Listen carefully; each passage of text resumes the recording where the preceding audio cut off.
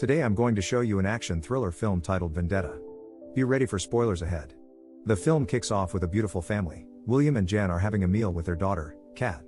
Kat expresses that she wants to follow her passion for softball while she is still in school. Although William and Jen strongly support Kat's passion for sports, they also urge her to focus on her studies.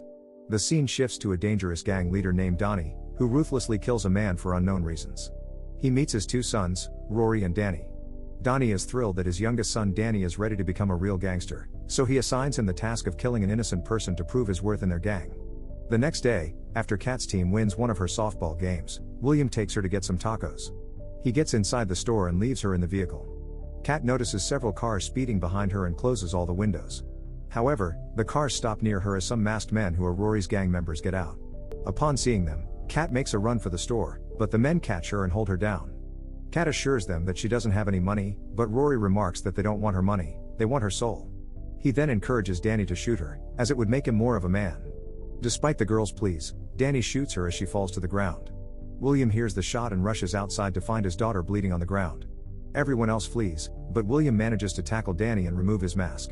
However, Danny fights back and manages to escape, only for the police to catch him soon after. Kat is taken to the hospital, but sadly, she doesn't survive. Following this, William meets with the prosecutor and is disappointed to learn that Danny will only receive a sentence of 5 to 6 years due to the absence of cameras to record the incident and the unfound murder weapon. To make things worse, William is the only witness at the crime scene. During the court hearing, William looks at the disgusting face of the man who killed his innocent daughter and decides not to testify against him. He lies and says he is not able to identify who the killer is, so the case is dismissed. Danny gets out of the court and meets his proud brother Rory, who welcomed him into their gang. They then meet their father, who also welcomes Danny to assume responsibility for their disgusting business. Unbeknownst to them, William is stalking them from afar with a hunger for justice and revenge in his eyes. Late at night, William waits outside Danny's apartment when a woman approaches him to offer her services. William refuses her offer. When she walks away, Danny gets out, and William springs into action. He follows him with his car and runs him over. When he exits the vehicle, Danny recognizes him, but William doesn't give him a chance to ask for forgiveness as he grabs a baseball bat. He reminds Danny that he killed an innocent girl before smashing his worthless head and killing him. William drives off from the crime scene and goes home to dispose of all the evidence. He finds Jen inside the house watching their old videos with Kat. She asks him if he is alright. William replies that everything is fine, then goes to the bathroom to clean further evidence from his clothes. In the middle of this ordeal, he breaks down as the haunting truth of never getting Kat back no matter what he does looms over him. Meanwhile, Rory hands over the day's collected money to Donnie, who expresses dissatisfaction as the amount falls short of his expectations. It is apparent that the two don't really have an affectionate relationship. Later, during a meeting with his gang, Rory learns of his brother's death, a revelation that enrages him and prompts him to rush to the crime scene where Detective Chen is investigating the case. The next day, Chen visits William's house and informs him about Danny's death. Chen then asks William where he was last night, to which he replies that he went for a walk but stayed home all night, a claim that Jen also confirms. Not satisfied with the answer, Chen gives them his number to call if they find anything useful regarding the case. After he leaves, Jen confronts William about where he had gone last night, as he never just goes out for a walk. William gets upset as he remarks that he didn't have his daughter killed before, so Jen could get off his back. At the club, Rory gets upset at his gang for drinking instead of trying to find out who killed Danny. One of the girls from last night reveals that she saw a man who didn't look like he belonged there. She confirms that the man in the picture is indeed William. Rory commands his group to gather as they embark on a daylight hunt. Rory and his man approach William, who is working on his computer outside a cafe, with guns in their hands. William manages to tackle the gun before they can shoot him and starts running. The two gangsters easily catch up to him, trapping him. However, William fights back and kills Rory's man before sprinting towards a police car, asking for help. Rory, however, escapes the scene with William's purse as the police get closer. William drives back home while on the call with Jen and instructs her to stay inside the house. He gets back home and locks all the doors and windows. He discloses that there have been attempts on his life, prompting Jen to ask that he contact the detective.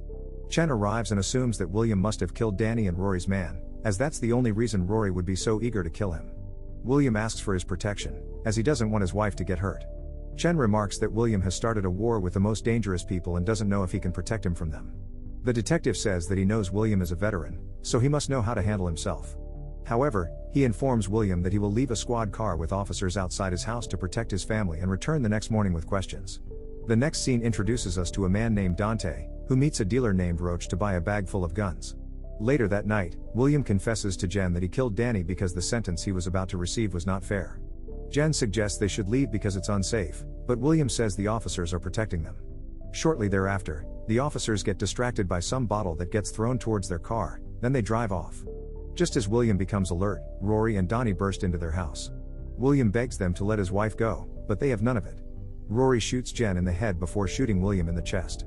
He mocks William some more before shooting him again and leaving the house. William drags himself to the phone and calls 911 for help. He wakes up guilt-ridden in the hospital, not being able to walk, and loses it as he doesn't want to live anymore. Chen visits him and notes that it's a miracle that William is still alive. He asks William to try to live a normal life instead of chasing revenge. William gets physical therapy in the hospital and, after some time, devises a plan to escape. He steals the janitor's clothes and leaves the hospital with revenge sparkling in his eyes. He goes to a motel where Dante is also residing for the moment. Dante is staring at him as William steals someone else's luggage and goes to the bathroom.